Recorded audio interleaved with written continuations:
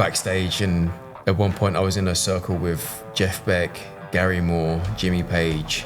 I was like, and Ben Poole. How did I? Yep. Hello. It's the Blues Rock Show with Pete Francis. Welcome to the Blues Rock Show. I'm Pete Francis. Today we've got a special guest making his way from the UK. We're currently in Omaha, Nebraska for the Playing with Fire Festival. Blues rock guitarist and singer-songwriter Ben Poole. Ben, how you doing? Great to be here. This 5th time coming out to Omaha now. And yeah, it's awesome. It's like your US home. Exactly. Omaha.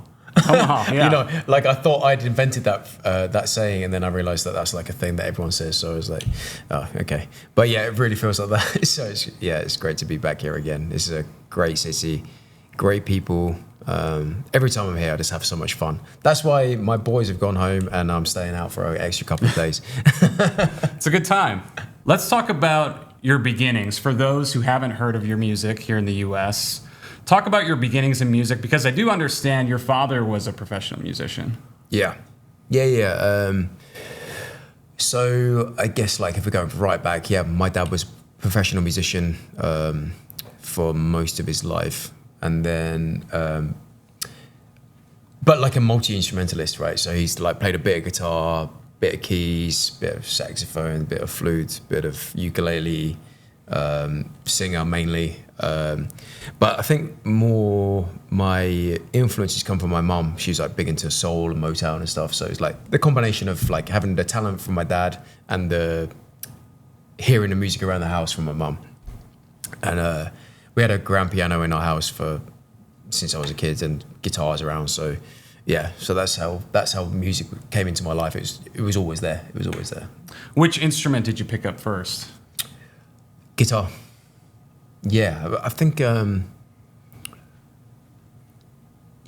even with instruments being around the house all the time, it took me a while to actually want to put myself into that. You know, I was like playing football and running around like in the garden all the time. So it was only when I was like 8 or 9 that I actually picked up a guitar and was like, I want to do this. And then from then, you know, it's like parents are like, okay, cool, let's get you a guitar teacher, you know.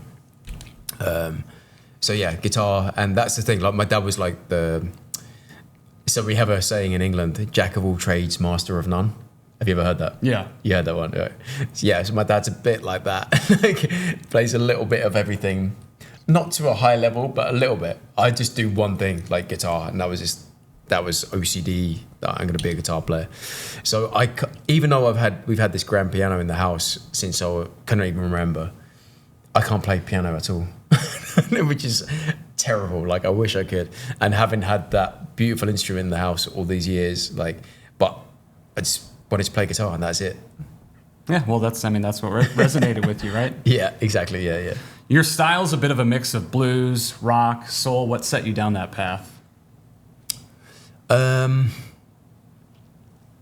think initially when I heard Jimi Hendrix for the first time, I had a really cool guitar teacher. I had a few guitar teachers when I was a kid, and then the first ones were like teaching me. The first one I had, he was trying to teach me Kumbaya and like some of these like acoustic campfire songs, and I was like, I'm not enjoying this at all. So I didn't really get into guitar for a couple of years, and then I had a really cool guitar teacher called Andy. I'm still friends with him now, and he started showing me like Black Sabbath, Guns N' Roses, Jimi Hendrix, even like Tool.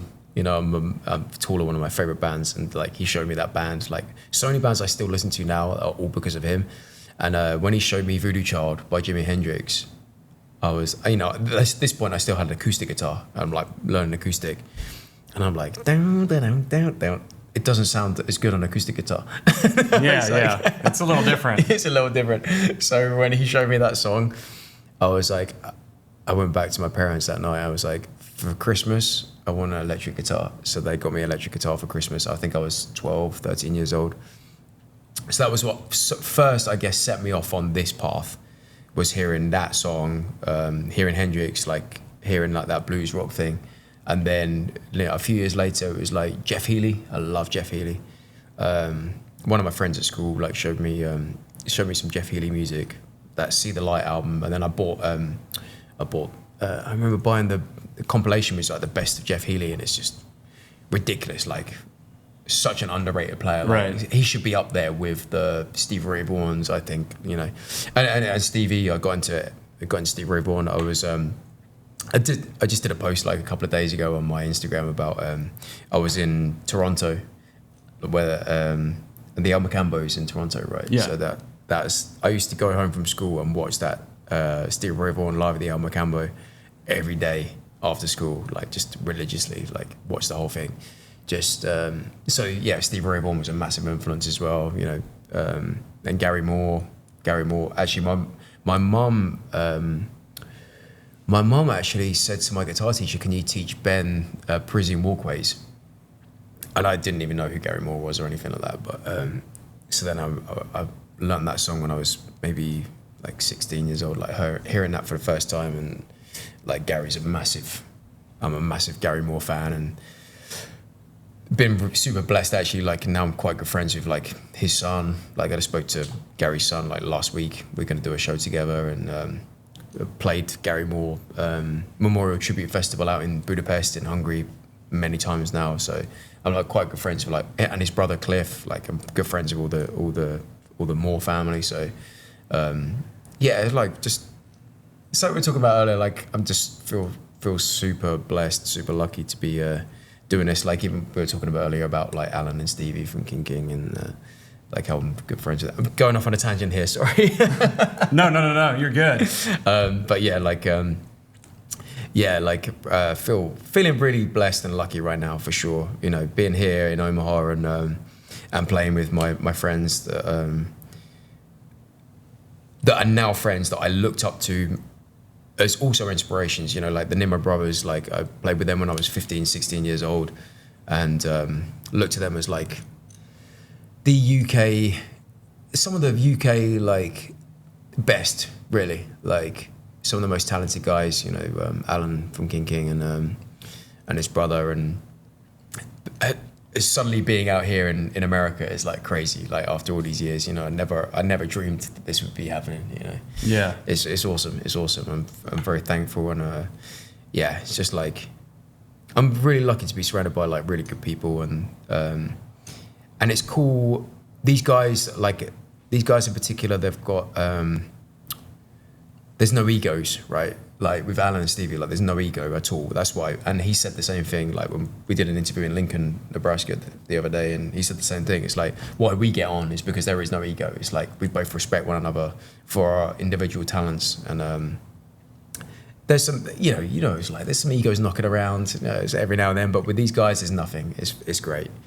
But anyway, I don't know. I went off a complete tangent then. But no. I mean, and it's great that the United States fans get to see you come over here, because a lot of fans in America don't get to hear you or King very often. So, I mean, it's great to finally get you guys here. Although, I mean, you've been here a few times, played in Omaha. Yeah.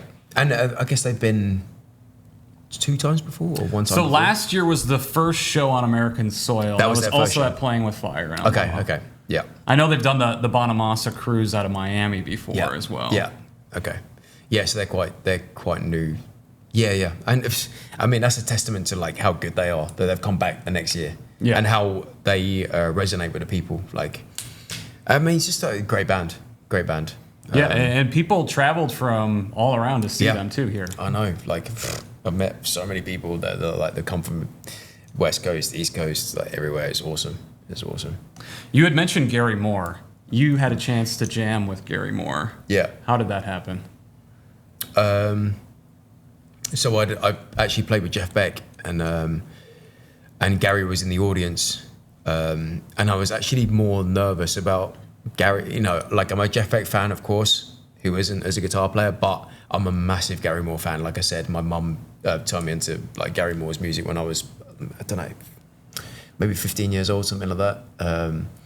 So like I was a huge Gary fan. And you could probably hear it in my playing a little bit, like more Gary, definitely more Gary than Jeff Beck. Like I'm a massive fan of Jeff Beck, but I'm more inspired by Gary Moore. So when I heard he was in the audience, I was so nervous. And then after the show, after I played with Jeff Beck, got the opportunity to go and say hello to Gary, and we went out for a beer together, and it was super cool dude. And then that night, we were hanging out at Jeff Beck's birthday party. So it was like he played a show in Brighton. I live in Brighton, and we're backstage. And at one point, I was in a circle with Jeff Beck, Gary Moore, Jimmy Page. I was like, and Ben Poole. I was like, yep. Hello. But I was like, one of those, it's like still one of those things I'll never forget. But yeah, like got talking to Gary, and that's the first time I met Jack, his son, who I'm still good friends with now. And then like literally, I think it wasn't that much after that, like maybe 2 weeks or a month after this night, I was playing a show in a little bar in Brighton. It's this really cool little blues bar called the Ranelagh. Like small place, like you're talking like 60 people to be packed.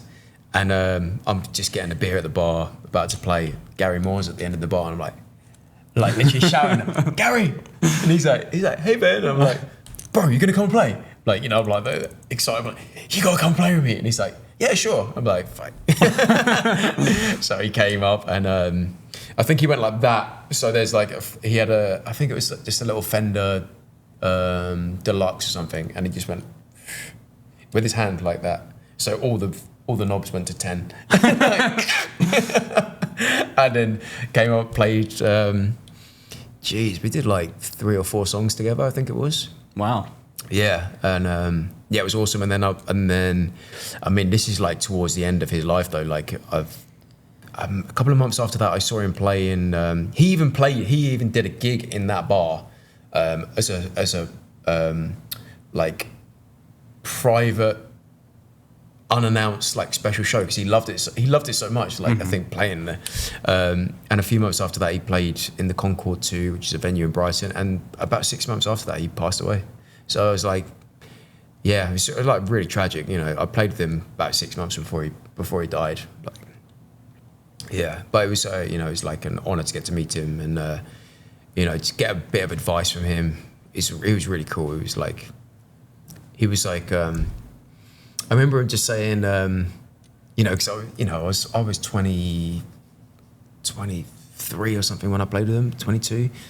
And he was like, Ben, just listen to a bit more Peter Green and Eric Clapton. And I was like, okay, bro. Like, because he's talking about the phrasing, like, like just, excitable energy, which is fair. It's like, he was really sweet. And I was like, I think I'd asked for advice, and he was like, just listen to a bit more Peter Green. I was like, okay, less is more. There you go. Less is more from Gary Moore. I know Gary is a huge influence for you. Mm. What is it about his music that you love so much?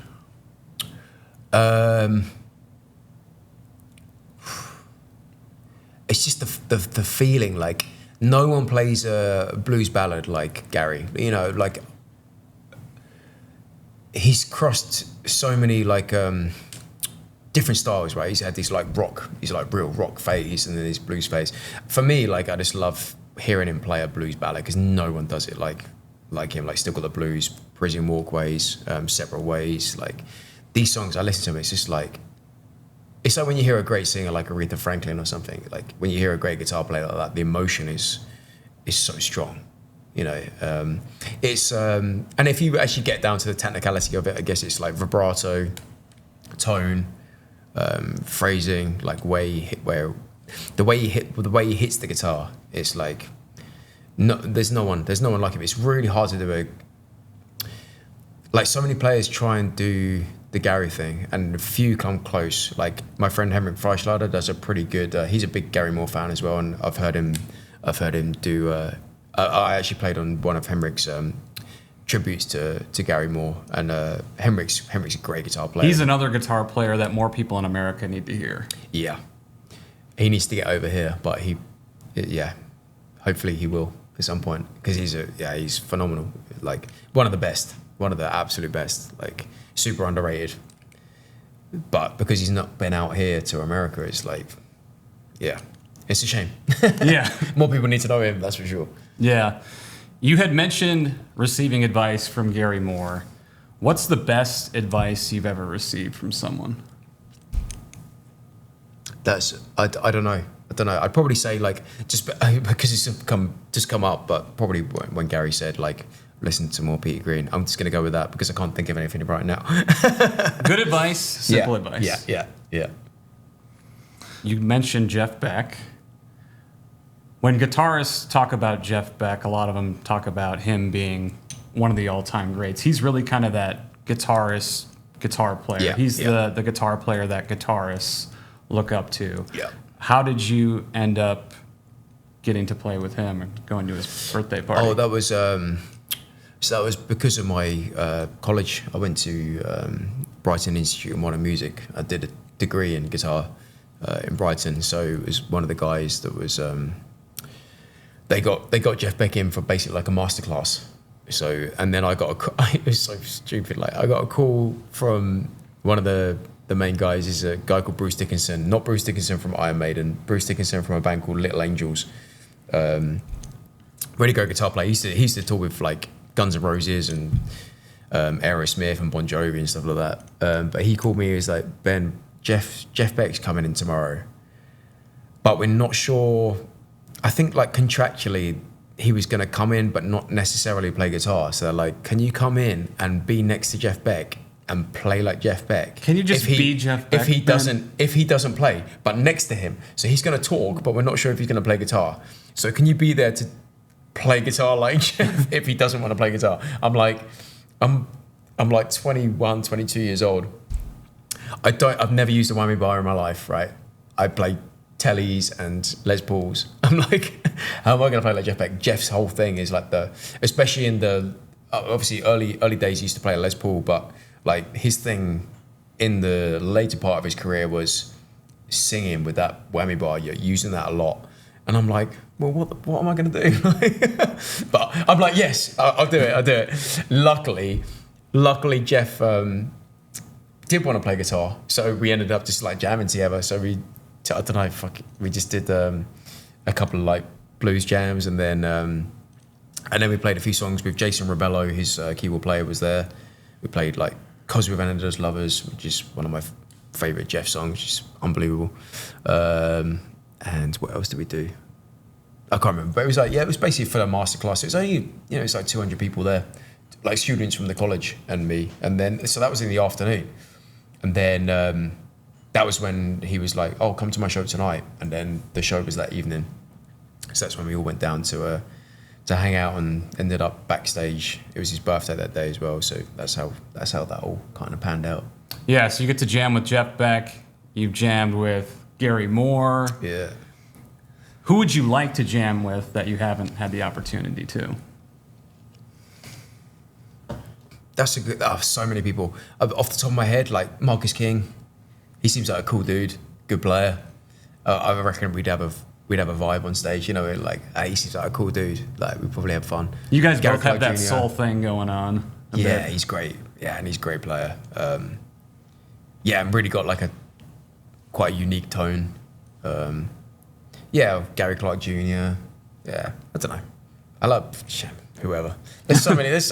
Man, it's like even being here in Omaha, right? So there's good talent here, even in this city. Like a few friends of mine, like Jared and Brady. Like there's some good talent Hector even here. Anchondo, who played yesterday. Hector's great. I've known Hector for a long time. He's awesome. I played with him a bunch of times. He's wicked. Like I met him, probably 10 years ago. So I've known Hector for a long time. Yeah, like that's what I mean. There's a lot of talent. Like Hector, like a few of the guys that came out to come and watch me last night. They're wicked artists from right here. I'm gonna play with them tomorrow in Harney Street. I'm doing a thing tomorrow, Ben, Poole and friends, and it's just my mates that I've only been here 5 times, but I've made so many friends here. Like I've got like 5 different super talented people coming to play tomorrow, and that's just from right here in Omaha. It's like there's a lot of talent like around the world. It's like I feel lucky to be getting to the point where I've managed to make a living from doing this when there's so much competition. competition. It's not competition. Like Alan says, it's not competition. It's like we all support one another, and that's it. This weekend we got to see you do an acoustic set, and we had the full band set. Do you have a preference between acoustic and electric? Oh yeah, definitely. I think I know the answer. It's do you know what I like doing the acoustic thing, but it's what I did yesterday. Doing the electric, of course. That's where I'm 100%. Like it's I quite like. I'm doing actually a lot of acoustic stuff the last few years. I do an acoustic duo thing with my friend Guy Smeets, who's a great guitar player from the Netherlands, and we've been doing actually really well out in like selling out shows all over, mainly like Germany, Netherlands, and it's really fun doing that. It's different. It's really hard work though. It's really hard work for like. It's hard to get the reception that you get with a full band. Right. It's hard to get that, like, yeah. Because it's hard to replicate the energy really like that we saw last night on stage. Yeah. Exactly. It's hard to, you give everything, and it's hard to get like that energy back. Whereas with the full band, full drum kit, full loud, two guitar amps behind me, it's like a bit easier. Mm-hmm. Yeah. It's like I'm working hard, but I'm not having to work as hard. And the concentration, like when you're playing acoustic, you're thinking like, I'm keeping the time, I'm keeping that pace. You're doing the rhythm, you're doing solo, you're doing everything, dynamics. It's like, it's hard. When you've got the full band electric, it's, it's different. As far as songwriting goes, do you usually write on electric or do you start on acoustic? With this latest album that we've just finished, it's been a little bit different. Like I've just got together with my drummer, bass player, and we've just like jammed in the studio, and we've come up with like different riffs. In fact, like a lot of the stuff we wrote in sound checks, like just jamming, like on stage, like in a sound check. Just 5 minutes here, 5 minutes there. And we just took voice recordings basically on our phones. We're like, oh, that's cool. That's a cool riff. Like, let's get that. Okay. Just we got like 5 minutes in sound check. And then we got together in the studio and started like hashing them out like a bit, in a bit more detail. And we wrote a load of like musical ideas basically between the three of us. And then I got together with my producer and another writing partner, a guy called Ollie Brown. Don't know if you know him, guitar player. Yeah. So I wrote all my new album, which I've just finished. Release date TBC, but it's mixed, mastered, fully done, which is great. After 7 years since my last. It's been a little bit. After 7 years, yeah. It's about time. I've released 3 live albums since then, but it's about time for some new music. So then I got together with my producer and Ollie, and we like started writing top lines and turning them into songs basically. And I'm super happy with the result. Like it's a bit different, I guess, to the normal way of writing, but it's been cool having Ollie be involved. Like he's like a bit more like on the alternative rock kind of side of things. But yeah, it's been awesome. I'm really happy. I can't wait for everyone to hear the new stuff. That's for sure. Do you think that's going to drop this year or 2026? I don't know yet. We'll see. I was hoping for like this year, but we'll see. It's really hard because I'm just touring like all the time. I haven't got a break till like November, December, and it's like there's a lot of stuff to organise for an album release when you're self-managed and self-owned record label. Like, yeah. You mentioned blessing and a curse, like right. You mentioned touring. You tour a lot. Best thing about touring, worst thing about touring. Oh, this is one of the things where it's like you could say everything can be the best thing and the worst thing. It depends, because this life is like everything is ups and downs. So you have to be able to deal with like one minute you're in the best hotel, the next minute you're in the shittest hotel. The next day you're in the best show and everything's amazing. The next day the show could be, it could suck. There's no one there. The next day you're playing with thousands of people. Next day there's no one. Like, the food is great. The food is shit. Like, everything is up and down. The travel, the cities, it's like you have to be able to deal with all of this. So the best thing and the worst thing, ask me on any given day. Like, one day is the best day ever, the next day is the worst day ever, and you just have to fucking roll with it. And you've traveled and played all over the world. Favorite places that you've traveled? Oh God, I was talking about this earlier with some friends. Like, I actually, I know it's like hot topic right now, but I love Moscow. I played in Moscow many times. Yeah, I know it's like what's the music scene like there? Great, really good. Like, there's some great players. I've still got really good friends out there, like young guitar players like my age that are playing in big Russian bands, and cool people. Are they into blues, rock, and that sort of thing? Yeah. There's a scene there for that. There's a scene there for that for sure. So that was, I love it out there. I like all those like places that people don't get to go to too much. So like, I used to play in Russia a lot before everything kicked off.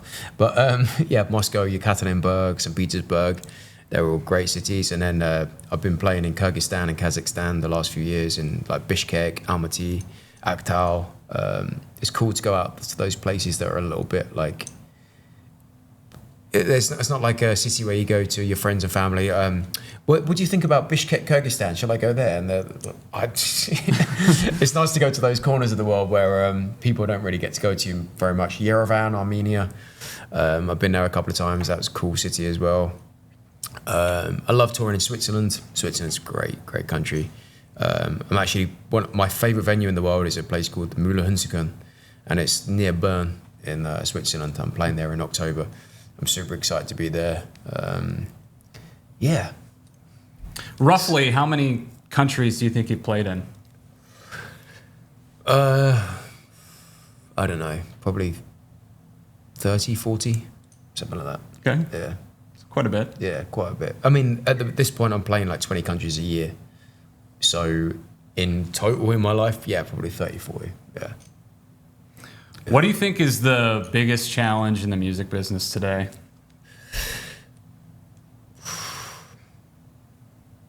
That's a good question as well.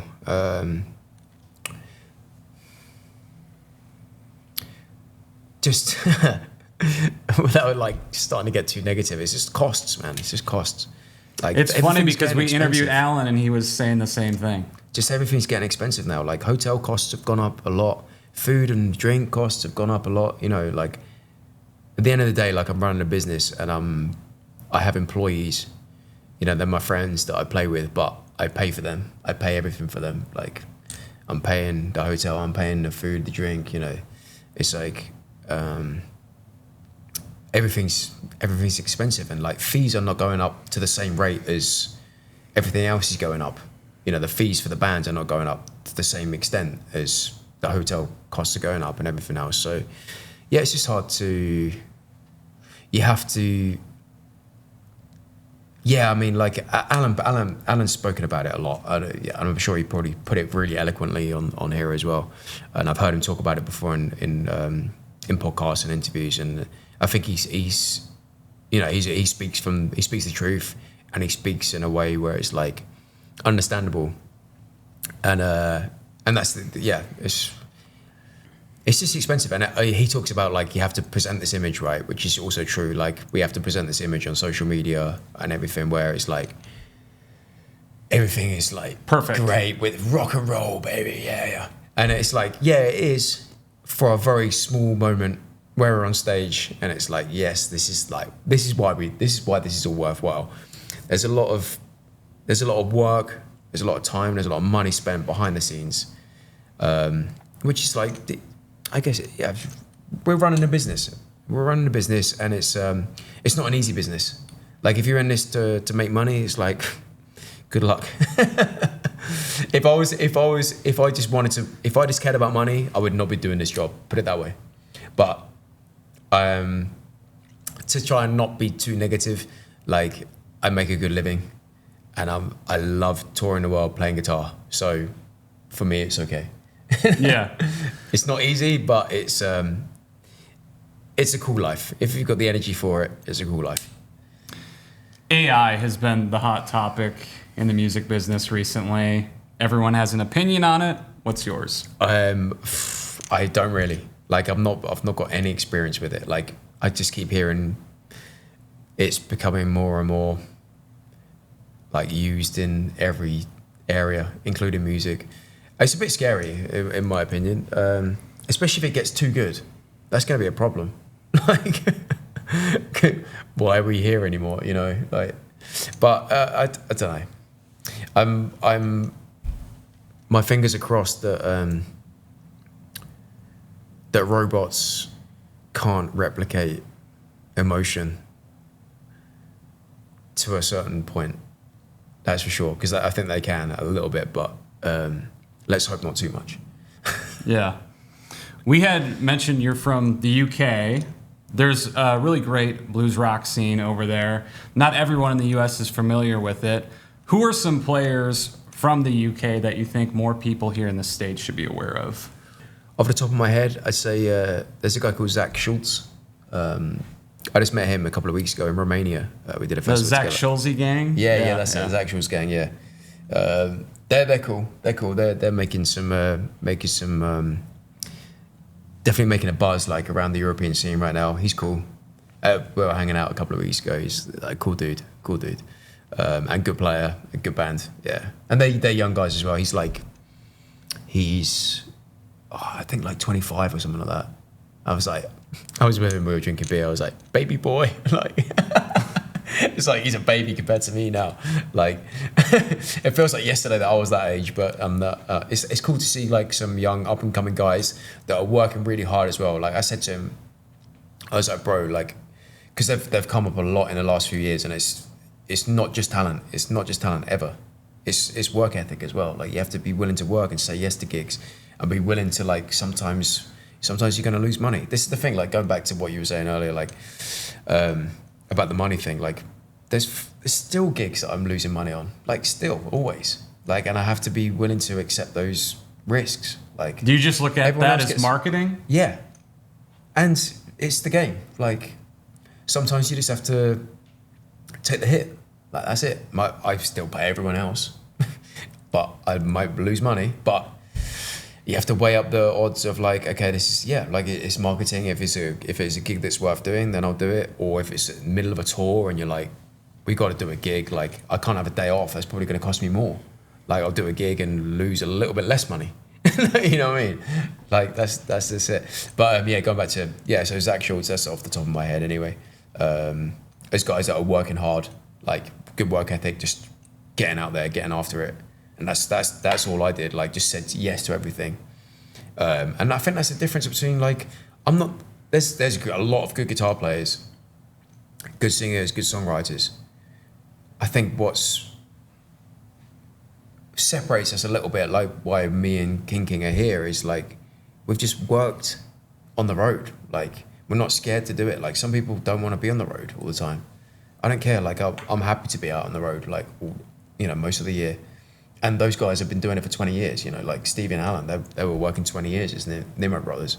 And then, now it's like paying off, like him doing King. And it's, it's not being scared to get after it, like do it. Some people just don't want to do it. They just want to sit on social media and like just play guitar in the bedroom and then do like one gig a month. It's like, nah. When I interviewed Alan, he also talked about that as well. The people who are just playing on social media and Instagram, but not playing live on stage, which is a completely different animal. Yeah, absolutely. Yeah. It's like, and okay, Alan is like, he's like the absolute non-social media guy, but he made that pretty clear when I talked to him. Oh yeah. It's like, get him started on social media. You just sit there like that for 30 minutes. He's like, bah. but look at what he does, and I still always, like even yesterday I watched him because I'm like, that is a showman. He knows how to do a show. He knows how to get people. Like, and I had it in my head when I was playing last night. I'm like, you know, because I've played with these guys for so long, and I'm like, I see how they both like Alan and Stevie, they can both, they know how to hold a room. They know how to get engagement. And that's something, you might have 100,000 followers on Instagram, but put that guy on stage, see how he does, because he won't do as well as Alan does. You know, Alan is like a king at showmanship, like fronting a band, making it an event, like not just, you know, he's a great guitar player, fucking amazing singer, but the show. The way he interacts with the crowd. The way he interacts with the crowd, exactly. He makes it a show. And he gets the crowd. And he always talks about it. He's like, I heard him say this the other day on the last interview. He's like, you have to like get them in the palm of your hand. From the person that's at the front to the person that's at the back. You have to get them. And he's amazing at it. Like, there's not too many people I've ever seen that can do it like that. It's great. What advice would you give for an up-and-coming musician today? To be honest, probably, I had this conversation with Zach. I think he asked me, I was like, just get after it. That like I was saying earlier, like, you have to just say yes to everything. Especially if you're just starting out, right? You just have to play as much as possible. Like this, going back to what we were just talking about then, the only way you get good at putting on a show is by experience, is by doing it all the time. So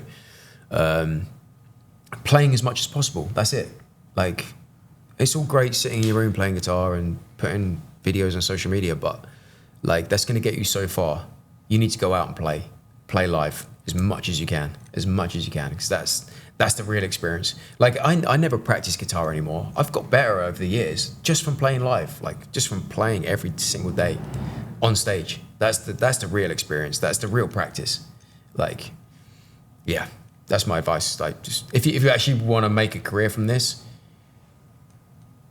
just get out there and do it. Like, have a good work ethic when it comes to like playing, and don't be afraid of like the hard work and the shit gigs, because they happen all the time. Still.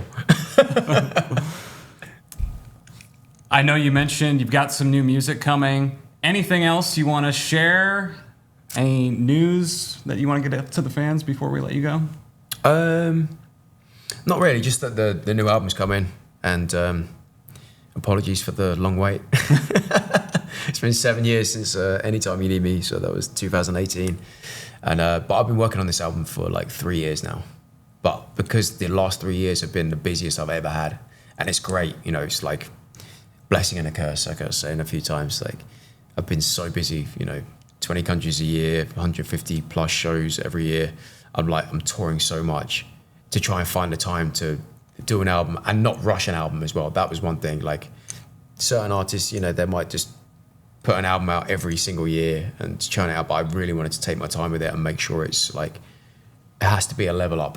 And I wanted to spend the time, especially, and also writing with the guys I've written this album with, like with Ollie Brown, with Wayne Proctor. It's like, they're all like busy guys, right? So it's hard to get everyone together, to try and get everyone together at the certain times when I'm not on tour. It's like, it's tough, but I think the results are worth the wait. So that's it. And I'm going to be on tour from October, November, but out in Europe, UK, Europe.